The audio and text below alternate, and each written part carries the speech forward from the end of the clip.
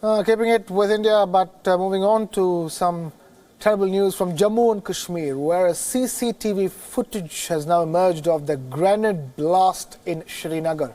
Remember, one person has been reported dead and at least 20 people have been injured in this grenade blast in Srinagar's central Lal Chowk area.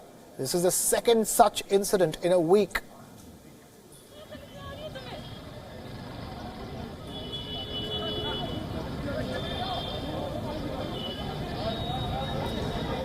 Our correspondent Ishan Wani gets us this ground report from Srinagar. Take a look.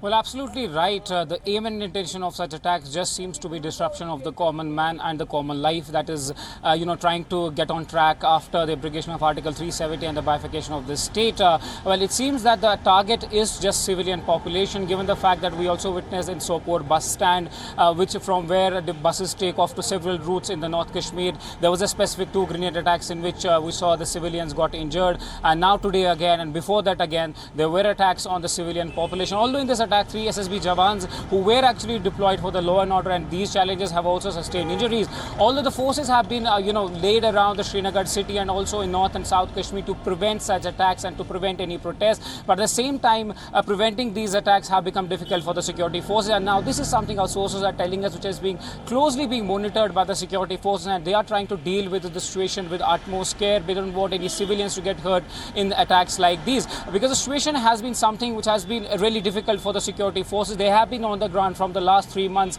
and trying to deal with the multiple security situations as the security and the situation in the valley gets to normal, like the restoration of the prepaid phones. And we are told by our sources that broadband internet service is likely to be restored at the end of this month. So the government is trying to give signal of normalcy in the Kashmir valley, and it is being well received by the people as shops are starting to open. We usually would see the shutters rolling down at 10 in the morning in a standard time, but now that is rapidly increasing. There are shops which are opening for a longer period of time. People are coming out for shopping, and now attacks like these are definitely going to hamper that progress, and that is something which the state, with the Union Territory, will take very carefully and will have some, deterrence to problems like these. Now, the overall situation in Jammu and Kashmir after the bifurcation of the state is seeing a certain improvement. This is despite this grenade attack at Lal Chowk. Now, the newly formed Union Territory can be seen limping back to normalcy after 3 months, with shut shops beginning to reopen and private transport increasing rapidly on the roads of Srinagar.